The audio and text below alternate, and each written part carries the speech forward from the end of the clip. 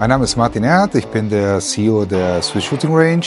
Hinter jedem Besuch von euch befindet sich eine ganze Maschinerie an Personen und Abteilungen, die dazu beitragen, dass euer Besuch bei uns reibungslos funktioniert. Wir haben eine Rechtsabteilung, wir haben eine Finanz- und Administrationsabteilung, die operative Abteilung unten in der Range und eine IT-Abteilung, die dafür Sorge trägt, dass jedes Mal, wenn ihr bucht, eure Buchung auch richtig ankommt.